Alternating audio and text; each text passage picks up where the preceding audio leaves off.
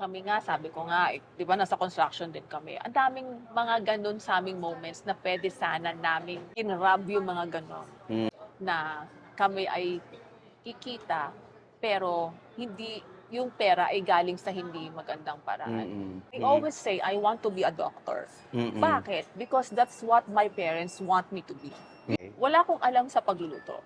Binuksan ko lang yung stove, nagluto ako, tinikman ko. Hindi ako namimili ng trabaho.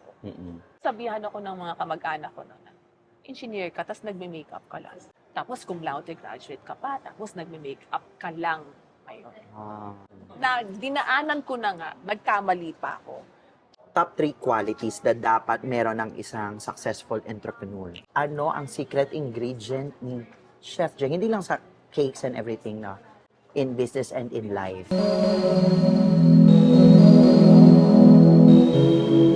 Okay guys, welcome here at the channel. Ito, welcome sa Soul Space. Medyo matagal bago ko upload ulit ng bagong show. Ito yung ating podcast ngayon, which is entitled The Soul Space. By me, of course. At today, it's a very, very special episode because I will be talking to one of the successful, actually boss ko siya, and I think you have seen her before sa ibang platform. Actually, in-interview rin siya ni Nina before, pero that's a different story. This time around, we will talk more about her success, yung kanyang growth, and of course, doon sa kanyang mga little bit of a personal side and of course, yung business side on her growth. And I know you guys are excited as well because this one is very phenomenal when it comes to success, and idol ko talaga to when it comes to business, yung kanyang, I would say, yung business wisdom niya talaga, and also her values as well.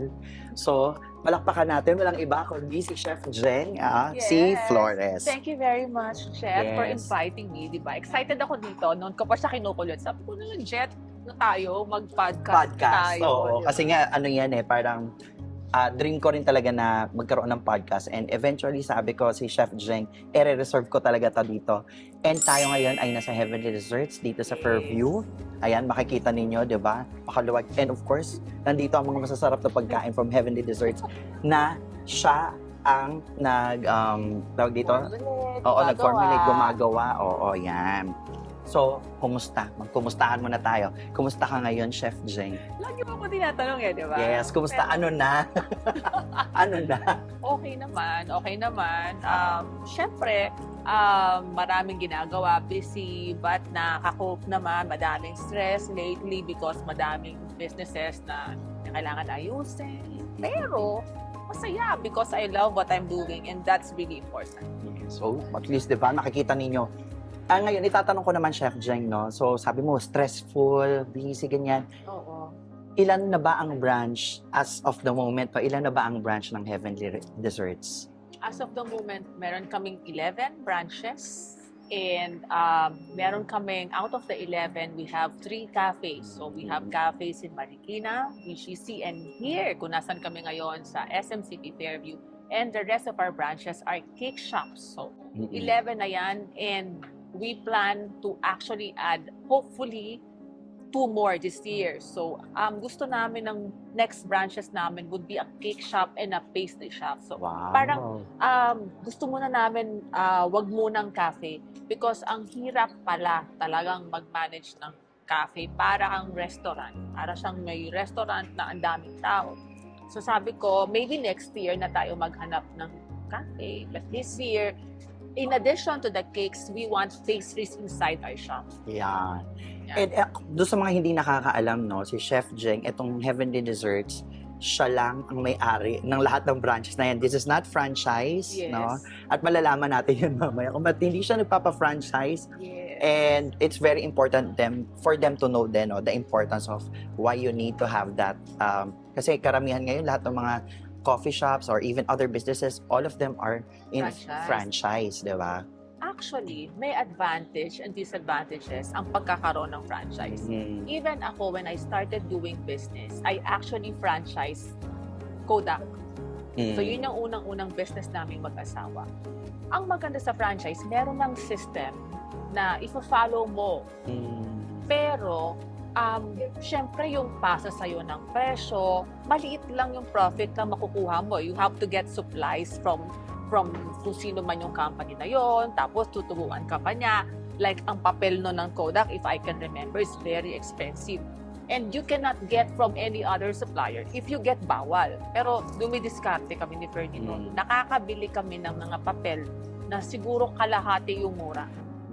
So, kumbaga, binayaran mo na yung franchise fee, nagbabayad ka pa sa kanila ng supplies na mahal, ang kita mo maliit na lang. So, same thing with doing franchise. Like, halimbawa, mag-franchise ka siguro ng isang negosyo.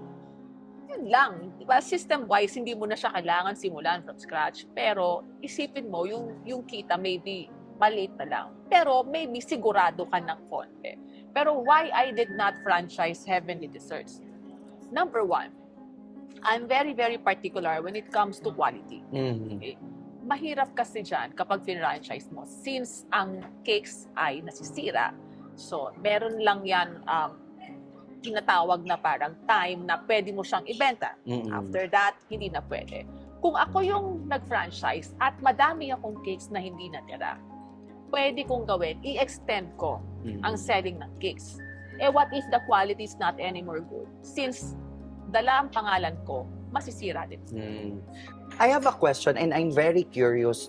Dream mo ba talaga na maging chef in the first place? Actually, hindi. Nakakatawa. Bakit? Nung bata ako, tinatanong ako, ano yung gusto kong maging paglaki ko? I always say, I want to be a doctor. Bakit? Because that's what my parents want me to be. Usually kasi nung mga panahon natin, di ba, Jen? Malaki ang influence ng mga magulang natin. Pag sinabi ng parents natin na ito yung kunin mo, sumusunod. Ako, gusto ko yun because yun yung gusto ng parents ko. Pero yung totoo, takot ako sa dugo. So, paano ako magiging doktor kung ayoko ng patay, takot ako sa patay, takot ako sa dugo. Okay. So, sinunod ko sila. Nag-exam ako nung college, kumuha ako ng nursing at physical therapy para yun yung primer ko. Pero sabi ko nga, hindi yun ang plano ng Diyos sa akin. Okay. So, hindi ako nakapasok sa program ng medicine. 2 eskwelahan lang ang kinuhanan ko ng college exam. UP and UST, parehong pre-med. So, di ba ang hirap pumasok? Because ano yun, quota course. Hindi ako pareho nakapasok. Magpapasok ka na, wala pa akong eskwelahan. Nakakahiya, di ba? So parang hindi naman sa pagmamayabang. Pero high school, nasa top 5 ako ng class. So, magaling ako sa math, kaya nung time na yon, binigyan ako ng choice ng UST. Sabi niya, ito yung available course, engineering, architecture, fine arts. Anong gusto mo? Nako, hindi ako magaling talaga sa drawing, promise. So, nag-engineering ako. Tapos, kaya ako piniling civil because meron akong kaklase doon. Nag-exam ako ulit, UST. Alam ko papasa ako because madaling exam. So, nakapasa ako, nakapasok ako ng engineering. Yun yung sinabi ko sa dad ko na, Daddy, mag-civil engineering ako. Nagulat siya. Ha? Ang lalaki yan! Ganyan. Sabi ko, hayaan mo na. Sabi ko, kung matapos ko naman and pwede naman ako mag-business ng iba or pwede ako ulit mag-aral, tinuloy ko. Ikaw ba ang panganay? Ako yung panganay. Ay, okay.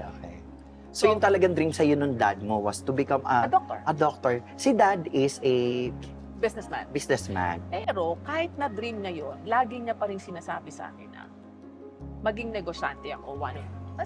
Sa susunod, parang yun ang ano niya na ang tao yayaman lang kung magne-negosyo. Wala siyang, parang lang niya sinasabi, kung ikaw empleyado, never hindi ka yayaman. Unless parang daw siya. My dad is an employee but naging head siya ng isang garment. So, COO, okay? Tapos maganda yung salary, tapos may mga profit sharing sila nakukuha. So, maganda yung kita niya. Pero sabi nga niya, bihira yung gano'n. So, sabi niya, negosyo ka. Kung gusto mo talagang yumaman, gusto mo kita, magnegosyo. Pero never in your wildest dream na talaga, gusto kong maging chef. Hindi talaga yung sumali. Hindi talaga yung sumali. Hindi talaga, pero ang sarap magluto ng mami ko. What does she cook? Iba-iba. Alam mo, pag may handaan sa bahay, hindi kami nagpapakater. Siya lang nagluluto lahat. Wow. Pero hindi rin ako tumutulong, So, wala akong interest sa luto. nung bata ako. Siguro because my mom is magaling na magluto. Tapos, Siyempre, bakit ka pa naman bakit ba? pa ako join sa'yo? May Diba? magaling na magluto. Galing-galing mo na, Oo diba? nga naman. Wala, even yung oven sa bahay, walang nagbubukas mo. Kasi ayokong buksan yung oven kasi baka makasunog lang ako. Or what. So, Pero you never felt that you have that inkling na parang, uy, parang papunta ako dito. Well, naramdaman ko yan nung nag-asawa ako. Kasi syempre, umiwalay kami ng bahay. I have to cook, of course, for my husband. Okay. Wala akong alam sa pagluluto.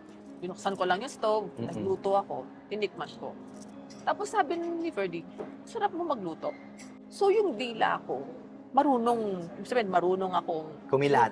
bangsa at kumilatis ng masarap. Hindi. Kasi may mga tao na hindi. Like pag kumain sila, okay na yan, masarap naman. Pero pag tinikman ko, at parang hindi. So, doon ko na-discover na, parang meron ata akong talent sa cooking. So, yun na nga, nag-construction naman kami. Pero there was a time na nag-enroll ako talaga ng culinary. Nag-aral ako kasi parang na-feel ko na parang may talent ako dito. So, not cooking, pero baking. No, I started culinary. Culinary cooking. talaga, in cooking talaga. In cooking. Nag-enroll ako sa Center for Culinary Arts, CCA. Okay. Yes. Tapos, from there, kasi I think, no, yung palate mo was trained when you were young. So, diverse na agad yung palate mo. Kasi mom mo, yung mami ko eh. So, you already have that standard kung ano yung masarap at hindi masarap. So, nung nagluluto ka na kay alam Habi, ko na yung masarap alam mo na. sa hindi. Oo. So, pagkatapos yun nga, dahil nga feeling ko, meron akong talent, nag-aral ako. Nag-aral pa ako ulit. Nag-enroll ako kay Henny Season. So, doon ako naman nag-start ng... Pero ginawa ko doon, cooking and baking pa rin. Pareho pa rin, pero mas madami na akong kinuhang baking. Sabi ko, kulang pa eh. Kulang pa. Aral pa ako. Nag-aral na ako. Naghanap ako ng school. Umikot ako sa malalaking baking school sa Metro Manila. Sabi ko, kailangan kong matuto. Gusto ko talaga yung magaling. Meron ako nakita sa May Makati, yung Academy of Pastry Arts Philippines. Pagpasok ko pa lang, nakita ko, ito na yon. This is it. This is it. Diba? So, I studied there for about 9 months. So, from basic to intermediate to advanced, tinapos ko, I studied siguro for, 9 months, plus 1 month ako nag-train sa Malaysia. Brimo, Monday to Friday, 8 a.m. to 5 p.m. Galing ako Marikina, I have to leave Marikina before 6, 5:30, darating ako doon ng before 8. Araw-araw. How many kids do you have right now? Dalawa na. Dalawa na yun. Medyo malalaki na ito. Oo, kasi 2017 ako nag-aral. So si Ice, during that time, was 9 years old. Malalaki na sila. So nakakapag-aral na ako. Pero ang hirap ako noong time na yon kasi ilang taon na ako. Alam siguro yung iba na civil engineer ako. I'm a licensed engineer. Pero hindi ko talaga nagamit yung pagiging engineer ko. Although I have 30 dun sa kanyang business, sa construction business. Parang meron kang pakiramdam na parang emptiness sa sarili mo. Na parang, ano ba to? Parang feeling ko wala akong silbi. Yun yung pakiramdam ko, Jet. Tapos, ano pa ako, sobrang may mga time na parang negative ka na. Paano na lang pag iwan ako ng asawa ko? Wala akong alam gawin. Well, graduate ako pero hindi ko nagamit yung pinag-aralan ko. Pag nag-apply ako, tatanggapin ba ako as an engineer? Hindi. So, ano magiging work ko? May ganun akong... So, may self-doubt may ka ganun naman? ako. Kaya nga ako nag-makeup din. Nag-aral ako ng makeup. Di ba, naging isa akong makeup artist and during that time, isa ako sa pina-sought after na makeup artist for weddings. Sobrang dami kong events nung time na yun. So, yun. So, imagine, ang dami, no? Ang daming talent nitong boss ko. From being an engineer to becoming a makeup artist and now... Unang-una, hindi ako namimili ng trabaho. Hindi ako nahihiya. Sinasabihan ako ng mga kamag-anak ko na engineer ka, tapos nagme-makeup ka lang. Parang may mga nagda-down sa akin na parang, tapos cum laude graduate ka pa, tapos nagme-makeup ka lang. Ayun. May mga ganun ako narinig. Although hindi ko yan narinig sa magulang ko. How does it feel when you hear that? Siyempre, parang ako, hindi ako nasasaktan na sinasabi ng ibang tao yun. Because at the back of my mind, do you know how much I am earning during that time? Eh, isang wasiwas ko lang ng brush ko, isang buwan mo ng sweldo. Ganun kamahal yung binabayad sa akin during that time. And syempre, habang bata ka, gusto mo mag-ipon. At gusto ko yung ginagawa ko kasi pag nagpapaganda ako ng mga brides, natutuwa sila. May mga brides nga no na pag hindi ako pwede, ina-adjust nila yung wedding date nila. Para lang ako yung gumawa nung kanilang kasal. So, for me, fulfillment ko yun. Pero again, ako lang yun. Naiisip ko na habang tumatanda ako, paano pag nagkasakit ako? Di wala akong trabaho. Diba? Lumalabo na yung mata ko. Paano yun? Nakasalamin na ba ako? Nagme-makeup pa rin ako. Doon ko naisipan na Hindi ko ma-imagine. Ganun ka. habang layo, di ba? So parang sabi ko, kailangan ko ng mas stable na either na business or anything. Kaya ako nag-aral kasi may balak kaming mag-migrate. 2017 ata yun na parang naisip namin na alis na kami ng Pilipinas. Si Ferdy got an offer sa Australia. So sabi ko nga, yun yung parang fear ko, Jet, na ano gagawin ko doon? Hindi naman ako nag-practice as an engineer. So kailangan ko ng ibang career. Nag-aral ako ng culinary. So sabi ko, at least pag lumipat tayo ng Australia, pwede ako magtrabaho as a pastry chef. Sa totoo lang, ilang taon din yun na hindi ko ginamit yung skills ko as a pastry chef. Kasi tinulungan ko si Ferdy. Pero your heart is still there, no? Nawala eh. Nawala? Ang nangyari na lang noon, Chef, pag gusto ko lang, okay, may party kami sa bahay, gagawa akong cake. Ganon. At least meron ko. Hindi ka na bibili, ikaw na lang gagawa. Pero hindi ko na, siguro ng time na yun, hindi ko pa naramdaman na magiging business ko siya.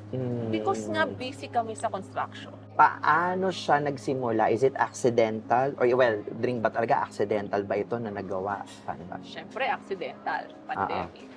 2020, March, sarado. Walang business, wala lahat.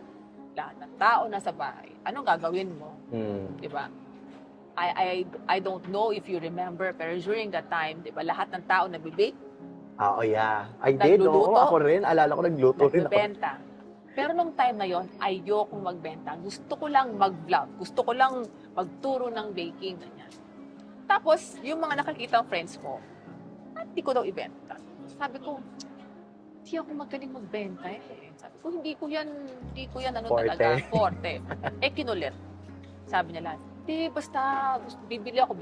Okay, pinagbili ako, gusto bumili, binenta ko. Tapos nagsunod-sunod na. Friends and family, nagsunod-sunod na. Tapos sabi ko, subukan ko kaya. Post ko sa FB, ganyan. Tapos i-boost ko. Ay, grabe nung binus ko, Jet. Nagbulat ako sa inquiry. Parang in a day. Siguro nakakuha ako ng more than 50 inquiries a day. Tapos, nung time na yon, syempre, ang mga tao nasa bahay, may mga pera yan kasi sumisweldo naman yung iba. Tapos yung iba gusto lang kumain. Hindi ko alam, pero ako, very, very, mahigpit. You cannot get your order nang walang full payment. So, ang worry ko na baka matakot yung tao kasi baka sabihin scammer ako. Siyempre, I don't know, naniwala sila eh. Nagbabayad sila sa akin. Pinapadala ko yung cake nila. So that builds trust. Oo. Tapos, siguro naman, hindi naman ako mukhang scammer sa iba nung nakita nila ako.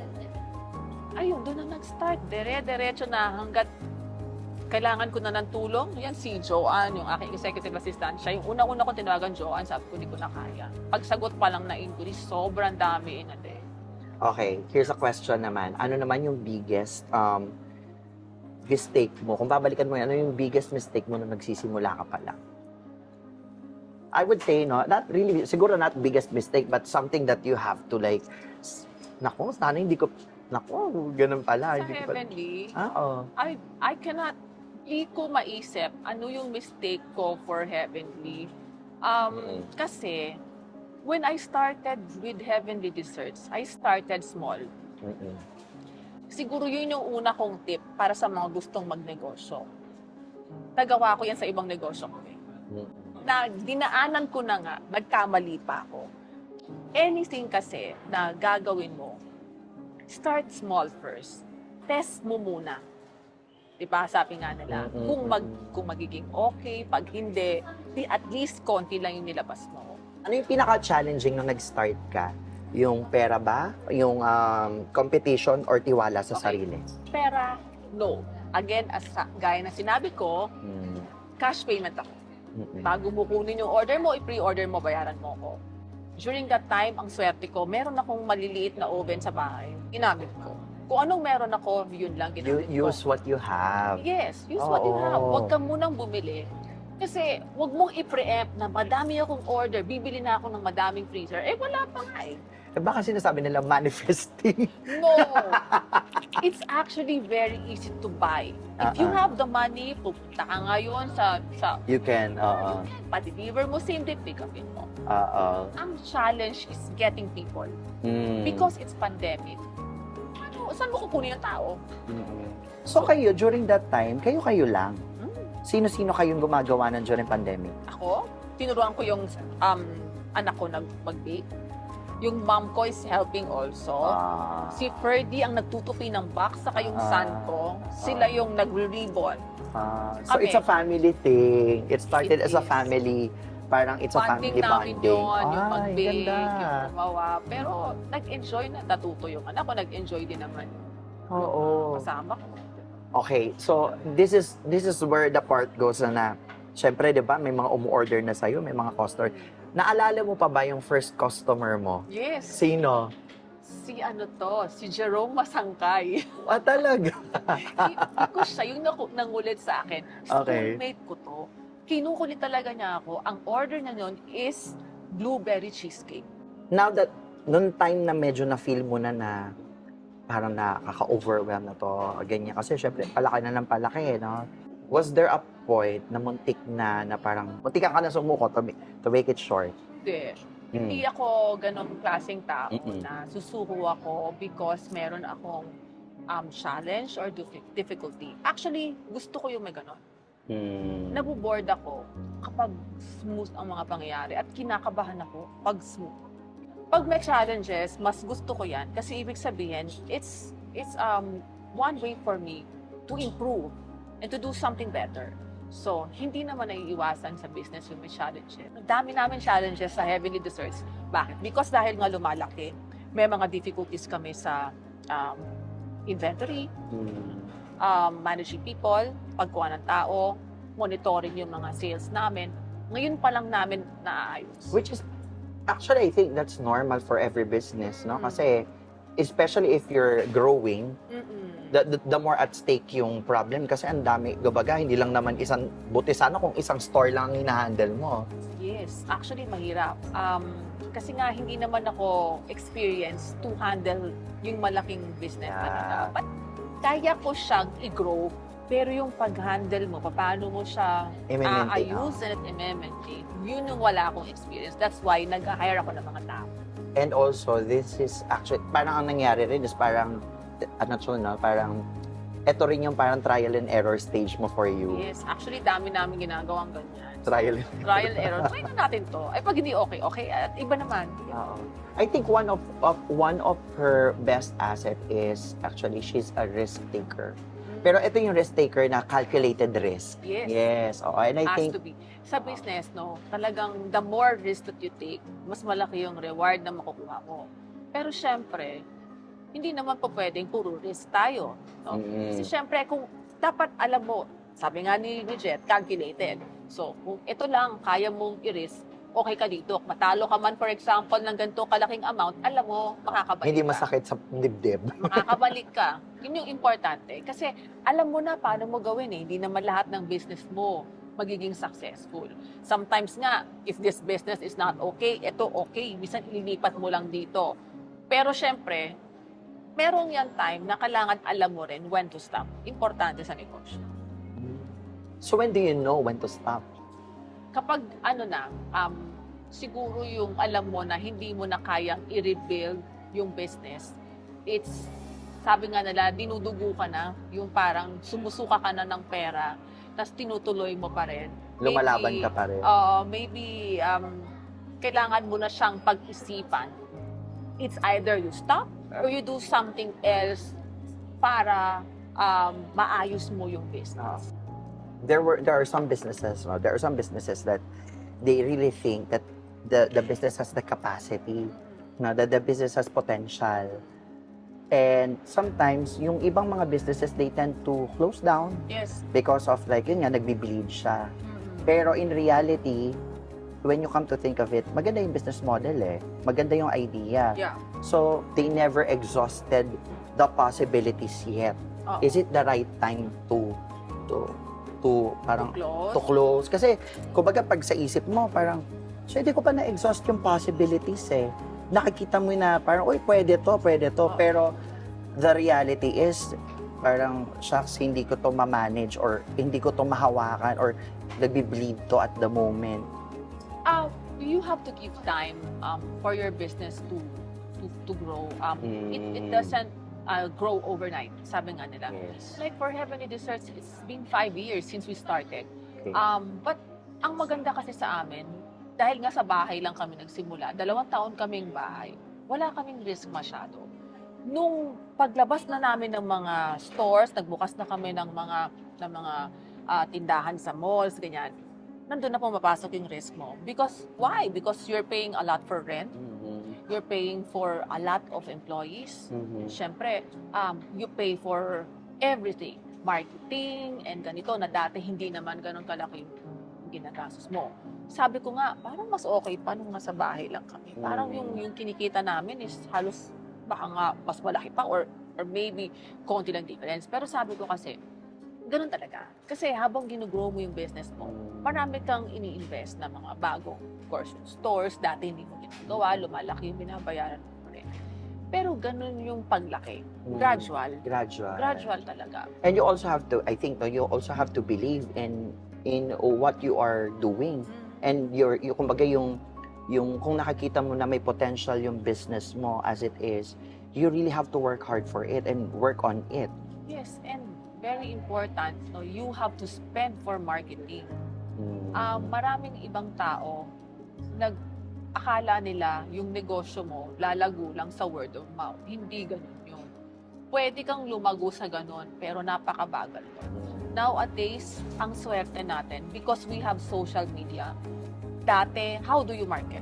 You TV, have to pay radio. for TV, Yeah. radio, kukuha ka ng artista para i-market ka. Ngayon, wala na. Ikaw na mismo. Ngayon nga, kung sino yung face ng brand, kung sino yung maaari, The face of the brand. you have to be the one na magpakita sa social media at mag-market. Dati, ayaw ko talaga. Kinukulit ako ng mga staff ko. Ako na daw yung mag-vlog. Sabi ko, no. Because private person ako, Jet. Ayaw ko na nakikita sana yung family ko as much as possible.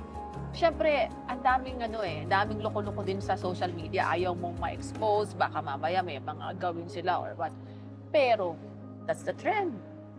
Ako And you have to naman, follow the trend. Ako naman, okay, sige, trend yan, subukan natin.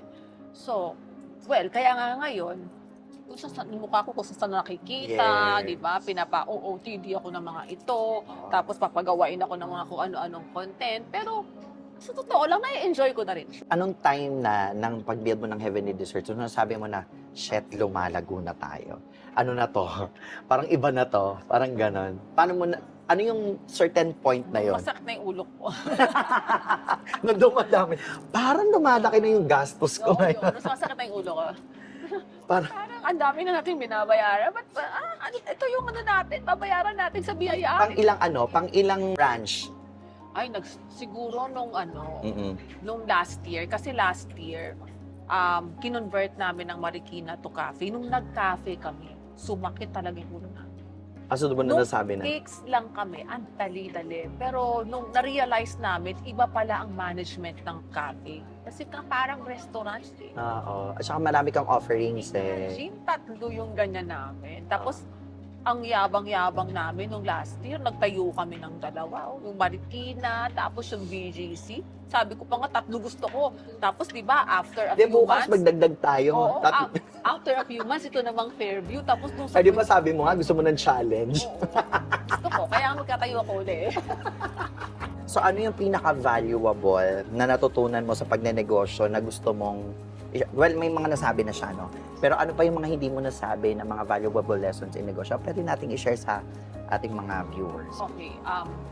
Isa pang dapat yung paghandaan kung magbe-business kayo is dapat meron kayong ready funds or ready credit from the bank. Like ko sinasabi, build a good relationship with your bank, have a good credit score. How do you do that? Number one, actually lalabas ko pa lang yung vlog ko na yan eh. Tagal kasi mag-edit ng isang tao. Nauna pa si Jet, di ba? Teka lang. Last week na po yun. Mamaya pag uwi ko, edit ko na ba? Hindi. Number one, yun na nga, magbayad kayo on time ng mga credit cards nyo.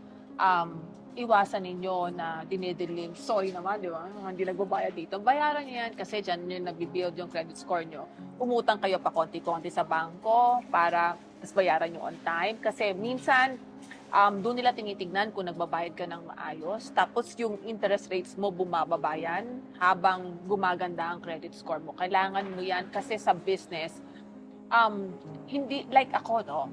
Pag kumita, for example, kami, hindi ko yan nilalagay sa bank. Ini-invest ko yan ulit. Kailangan ko siyang ilabas. Like, o sige, tayo ulit ng branch doon. Tapos from there, kukuha ko sa bangko ng pwede natin gamitin for operation expense. Tapos yun yung mga babayaran mo like ganito, ganyan. Ang liit lang kasi ng interest ng bangko na parang isipin mo, yung interest mo, kaya mong kitain sa monthly mo. Isipin mo, no, nakakapagtayo ka ng negosyo nang hindi mo gamit ang pera. Actually, that's one life lesson. Actually, business lesson that I really wish I knew. Diba? 50 years ago. Siguro kasi dito sa Philippines, hindi sila financially literate. Wala tayong masyadong education when it comes to pag magsisimula ka ng business or wala Yan tayong... ang problema sa schools. I think kailangan natin ayusin ang mga curriculum sa eskwelahan. Naturuan din natin ang mga bata kung paano mag-start ng business. Kasi ano ba tinuturo ngayon sa school? Paano maging empleyado? Diba? Paano maging vlogger? Paano maging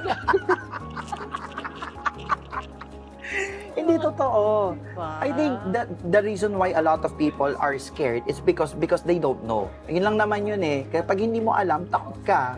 Actually, Jet, ako nag-aral din ako ng finance sa Ateneo. Oo. Kasi nga, may mga time din noon na natatakot din ako na mangutang kasi sabi ko, what if hindi ko ito mabayaran? Saka paano ba yung mga bayaran ng interest? Nung narinig ko yung explanation nung nagtuturo na, kinumpit niya kasi, eto yung interest rate. Ito yung inutang mo. Tapos ito yung possibility na kitain mo sa business. Tapos kinumpare, sabi ko, oo nga, no? It opened your eyes. Kaliit nung interest as compared sa pwede mong kitain at kumikita ka. Ako siguro 30s pa lang ako, parang naglo-loan na ako ng maliliit sa bangko. Tapos gagamitin ko siya somewhere. Tapos hanggang sa palaki na ng palaki yung pinapahiram sa akin. Tanong mo dito kay na Joan, everyday may tumatawag sa akin. Ma'am, gusto niyo po ng loan, tapos pababaan yung interest. Sila naghahabol ngayon. Ang baba talaga, as in, ang baba ng interest. At isa pang tip, no, you know, sometimes kahit I don't need money, and someone gives me a loan na napakababa ng interest, I take it. Kasi? Ang baba eh. And kung meron kang loan sa iba na mas mataas, pay off mo doon. Oo, parang tama ba yung term offset? Parang ganon. Parang ganon. Kasi what if someone gives you an interest rate of 0.39 a month? In a year, i-multiply mo yan sa 12 months, that's around 5-point-something% lang. Eh kung meron kang existing loan, for example, na 8%, edi bayad mo doon. Nakatipid ka ng 3%. Tapos nag-iisip ako, anong i-invest magagawa ko? mo? Paano ko papalakihin yung pera ko? Eh, ang baba ng interest. So doon na pumapasok yung reinvestment. Yun na yung, okay, tayo mo ng bagong branch or i-invest mo ng iba yung money mo. Okay, so this next question, give me top 3 qualities that dapat meron ng isang successful entrepreneur. Top 3 qualities. According to Chef Jeng's diary and standard. Unang-una, kailangan matyaga. Sabi ko nga sa inyo, hindi overnight mag-grow ng business. Isa yun sa dapat meron ka at kailangan masipag ka din. Siyempre, kasi tatrabahuhin mo. Hindi totoo yung sinasabi nila na pag negosyante ka, mag-hire ka lang ng tao, okay na yun. Ikaw talaga ang magtatrabaho habang binibuild mo yung kumpanya Ikaw mo. talaga ang unang may alam sa business Ikaw mo. talaga. Dahil papaikutin ka lang ng mga staff mo pag Kung hindi mo alam. iniwan mo yan sa kanila. Kailangan talaga So, yun. patience Again, is number one. Number 2 is hardworking. Hardworking. Kailangan talagang ikaw mismo magtrabaho. Magtrabaho tayo ng malinis as a negosyante. Again, no, kami nga, sabi ko nga, di ba, nasa construction din kami. Ang daming mga ganun sa aming moments na pwede sana namin in-rub yung mga ganun. Pero values-wise, hindi kasi kaya ng aming puso na kami ay kikita, pero hindi yung pera ay galing sa hindi magandang paraan. Anything na pera na hindi mo pinagpaguran, sandali lang mawawala sa iyo. Patingin ng kami. Nakita yung diamante niya dito. Ano yan ha? Hard work yan. Hindi yan paid taxes. Ako naman nagbabayad ng taxi. Hindi yan paid taxes ng ano ha? Ng madlang people ha? While tayo ay nagnenegosyo at meron tayong mga employees, kailangan yung puso natin nasa kanila pa rin. Kasi after all, our employees are the one helping us.